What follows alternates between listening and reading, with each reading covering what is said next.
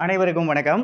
நம்ம இன்னைக்கு சந்தோஷமா கொண்டாட போறோம். கொண்டாட்டத்தின் உச்சத்தில் இருக்கோம் அப்படின்னே சொல்லலாம். வாய் திமிர் எடுத்து பேசக்கூடிய நாதாரிகளான, நாசூக்கா பேசத் தெரியாத நயவஞ்சகர்களுக்கான ஒரு பதிவு தான் நம்ம இப்போ எடுத்துட்டு வந்திருக்கோம். என்னடா அப்படின்னு கேட்பீங்க. ரொம்ப சந்தோஷமான விஷயங்க. ரொம்ப எல்லாரும் ஆவலோட எதிர்பார்த்துட்டு இருந்தீங்க. என்னப்பா யார கொண்டு போய் கோர்ட் முன்னால நிப்பாட்டினாலும் பொசுக்கு பொசுக்குன்னு ஜாமீனு ஜாமீனுன்னு குடுத்து அனுப்பிச்சு விட்டுக்கிட்டே இருக்காங்களே அப்படின்னு கேட்டுக்கிட்டு இருந்தீங்க. இந்த சின்ன மீனெல்லாம் ஓடிப்போகுது. இந்த பெரிய மீனெல்லாம் எப்போ மாட்டுன்னு கேட்டீங்க. அதெல்லாம் இல்லடா, சனியன் என் நாக்குல இருக்கான். நாளைக்கு நான் எப்படியும் பேசிருவேன். நானா கைதாகி ஜெயிலுக்கு போயிருவேன் அப்படின்னு சொல்லிட்டு, நேத்து தண்ணி மேட்டர எடுத்து பேசின உதயநிதிக்கு உதவாநிதி, இன்னைக்கு காலையிலே அவருக்கு ஓலை அனுப்பிச்சுட்டாங்க. அவர கைது பண்றதுக்கு வீட்டுக்கு போறாங்க காலையில காவல்துறை. ஆனா ஓடி போய் கக்கூஸ்குள்ள உக்காந்துக்கிட்டாரு. கக்கூஸுக்குள்ள உக்காந்துக்கிட்டு, அவர் மனைவியையும், யார் அந்த சார்?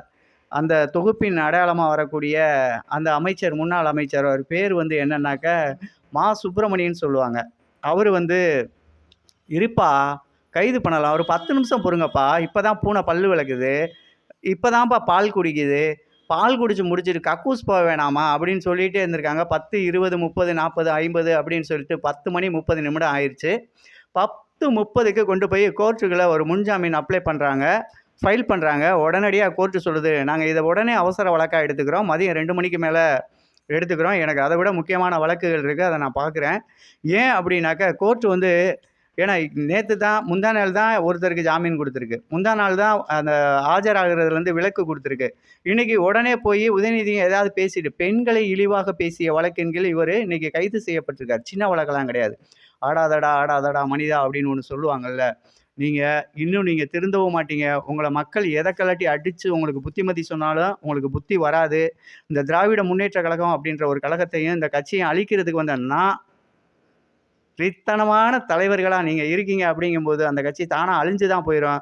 எல்லாருமே நம்ம ரொம்ப சந்தோஷமா தான் இருக்கோம் இன்னைக்கு. ஆனா, இப்படி இருக்கும்போது, இவரு உள்ள போய் உட்காந்துட்டு, "இந்தா வந்துடுறேன், இந்தா வந்துடுறேன்" அப்படின்ட்டு இருந்திருக்காரு. "நீ கழுவலாம் வேணாம். வண்டியில போம்போது கழுவிக்கலாம். முகத்த சொன்னேங்க. நீங்க வேற எதையும் நெனச்சிராதீங்க. முகத்த கழுவிக்கலாம். நீங்க வாங்க. நாங்க உங்களுக்கு மேக்கப்லாம் போட்டு கூட்டு போறோம்ன்னு" சொல்லிட்டு கைது பண்ணி கூட்டிட்டு வந்தபோது அவர் சொல்லியிருக்காரு, "இல்ல நான் என்னோட வாகனத்தில வரேன்னு." ஐயா நீங்க வந்து அரசு சார்பா வர கிடையாது. எம்எல்ஏ வரல. உங்கள அரெஸ்ட் பண்ணி குற்றவாளியா அழைச்சிட்டு போறோம். அதுக்குன்னு அரசுக்கு நீங்க ஏற்கனவே வாங்கி குடுத்த உங்க வாகனம் தான். அது வசதியெல்லாம் எப்படி இருக்குன்னு நீங்க பார்க்க வேணாமா?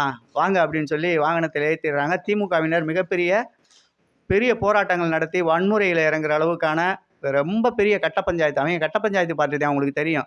அடிதடி, வம்பு, தும்பு எல்லாத்தையும் போலீஸாரையும் வந்து அவமரியாதையா பேசுறது, தமிழக முதல்வர் மேல அவதூறா கோஷம் விடுறது, இந்த மாரி வேலையெல்லாம் பார்த்துட்டு இருந்தாங்க. காவல்துறை எத பத்தியுமே கையில் எடுக்கலங்க. தஞ்சாவூரோட டிஎஸ்பி செமையா இறங்கி சம்பவம் பண்ணி ஆள தட்டி தூக்கிட்டு போயிடலாம். அதாவது உன் வீட்டுக்குள்ளே நுழைஞ்சு உன்னைய அடிச்சு தட்டி தூக்கி கொண்டுட்டு போவேண்டா அப்படின்னு சொல்லி நிரூபிச்சுட்டாப்புல. ஆனா இதெல்லாம் பார்த்துட்டு முதலமைச்சர் நினைச்சு ஏதோ சொல்லி தான் பண்ணியிருக்காங்க அப்படின்னு சொல்லி இல்ல. இவர் பேசக்கூடிய பெண் அப்படின்றவங்க பார்த்தீங்கன்னா, நடிகை திரிஷாவ முன்னுதாரணம் காமிச்சு அந்த தண்ணி மேட்டர பேசியிருப்பாரு. அவங்க வந்து ஏதோ ஒரு நடிகை அப்படின்னு நினைச்சிட்டு தமிழ்நாட்டுல இருக்க அரசியல்வாதிகள் ரொம்ப கேவலமா நினைச்சிட்டு இருக்கீங்க. அவங்க பீட்டா அமைப்போட மிகப்பெரிய பொறுப்புல இருக்கக்கூடியவங்க. உலக நாடுகளின் மிகப்பெரிய அழுத்தம் தமிழ்நாட்டுக்கு, இந்தியாவுக்கு வந்து இறங்கியிருக்கு. இது தெரியாம நாடாளுமன்றத்துல இவனுங்கலாம் நாதாரிய, இவங்கலாம் எப்படி எம்பி ஆனாங்கன்னு தெரியல. இவங்களுக்கு ஓட்டு போட்ட எங்கள தான்யா எத கொண்டயாவது நாங்க அடிச்சுக்கணும் அப்படின்னு சொல்லிட்டு மக்கள்லாம் புலம்பிக்கிட்டு இருக்காங்க. ஆனா, இன்னைக்கு அவங்க போய் உட்காந்துக்கிட்டு அங்க உட்காந்து புலம்பிட்டு இருக்காங்க. என்ன நடந்துச்சுனாக்க, அ மதிப்புக்குரிய சகோதரி திரிஷா அவர்கள் பீட்டாவின் அமைப்பின் ஒரு மிகப்பெரிய பொறுப்புல இருக்கக்கூடியவங்க. அந்த பொறுப்ப இருக்கக்கூடிய ஒரு மரியாதைக்குரிய உலக நாடுகளின் ஒரு அங்கமா இருக்கக்கூடிய திரிஷா அவர்களையும், நமது தமிழக முதலமைச்சர் மதிப்புக்குரிய விஜய் அண்ணா அவர்களையும் இணைத்து தவறான சித்தரிப்போடு, ஆபாசமான வார்த்தைகளை டபுள் அர்த்தத்தோட பீப் சவுண்ட் கேட்டு அத நம்ம கேட்கவே முடியாது காதுல. அந்த மாரி ஒரு வார்த்தைய போட்டு பேசி அசிங்கப்படுத்திட்டாங்க.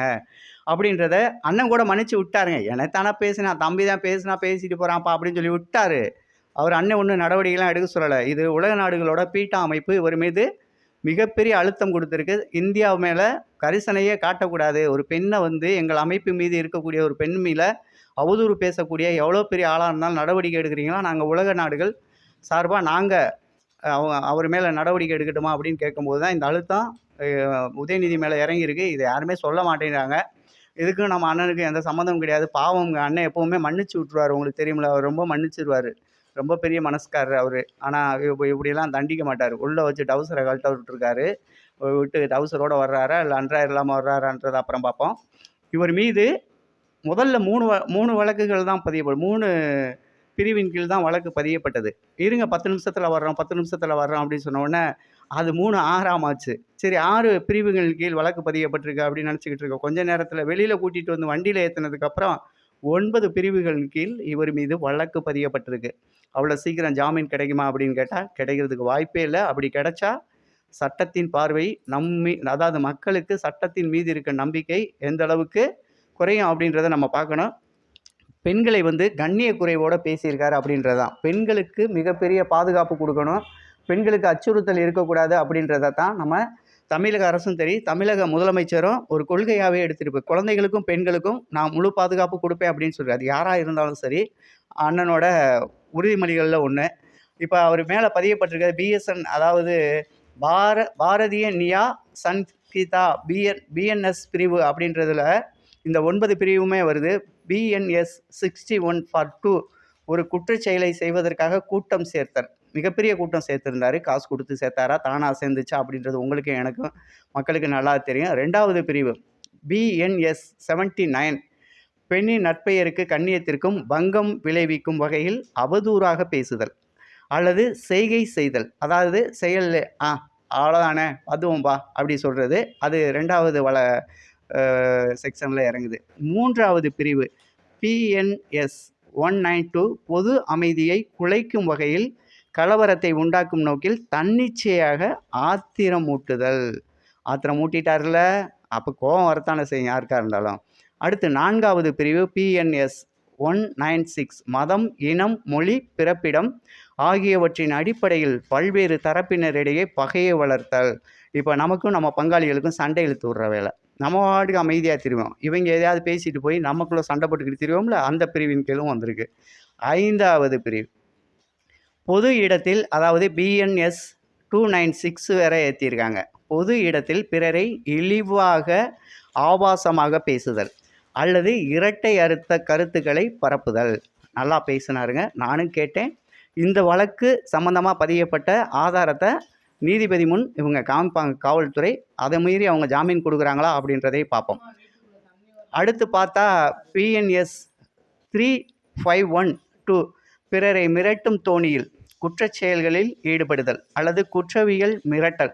ஆமாம், குற்றவியல் மிரட்டல். அவனை என்ன பண்ணுறான் பாரு, நீலாம் ஒரு ஆளா, நாங்கள்லாம் 60 வருஷம் சாம்பாருங்க, எப்படி தெரியுமா நாங்கள் சோத்தை குழப்பி அடிப்போம், அந்த மாதிரி. அடுத்து பிஎன்எஸ் 352 திட்டமிட்டு பொது அமைதியை சீர்குலைக்கும் செயல்களில் ஈடுபடுதல். அடுத்து 8 பெண்களை துன்புறுத்துதல் தடுப்பு சட்டம் பிரிவு 4 தமிழ்நாடு பெண்களை துன்புறுத்துதல் தடை சட்டத்தின் கீழ் பெண்களை இழிவுபடுத்துதல் அல்லது அச்சுறுத்துதல். 9வது பிரிவு பார்த்தீங்கன்னா தகவல் தொழில்நுட்ப சட்ட பிரிவு 67 மின்னணு ஊடகங்கள் சமூக வலைதளங்கள் வீடியோக்கள் மூலம் ஆபாசமான அல்லது அவதூறான உள்ளடக்கங்களை வெளியிடுதல் மற்றும் பரப்புதல். இந்த 9 பிரிவுகளின் கீழ் இவர் மேலே வழக்கு பதிஞ்சிருக்காங்க, கைதும் பண்ணியிருக்காங்க. இந்த வழக்குகளுக்கான எல்லா விதமான எவிடன்ஸும் எடுத்துகிட்டு தான் போகிறாங்க. இவர் வெளியில் வருவாரா வரமாட்டாரா அப்படிங்கிறது நீதிபதியின் கருணை. ஐயா சத்தியமாக சொல்கிறேன், உங்களை நான் கையெடுத்து கும்பிட்டு கேட்டுக்கிறேன், இவனை வெளியில் விட்டுறாதீங்கயா, இவன் வெளியில் வந்தானா ரொம்ப பேசுவான். இப்போவே கைது பண்ணி நீங்கள் வேனில் ஏற்றிட்டு போகும்போதே இவன் ஓவராக பேசினா நீங்கள் கேட்டிருப்பீங்க. என்னடா ஓவராக பேசுனேன், அவன் என்னையோட வயசில் சின்ன பையன் தாங்கய்யா, நான் வயசில் அவனோட மூத்தவன் தான், அதனால் ஒன்றும் பிரச்சனை இல்லை. எங்கள் பக்கத்து ஸ்லாங்கே அதுதான். நான் யாராக இருந்தாலும் அப்பாவே வந்தாங்களா போனாங்களான்னு தான் பேசுவோம்.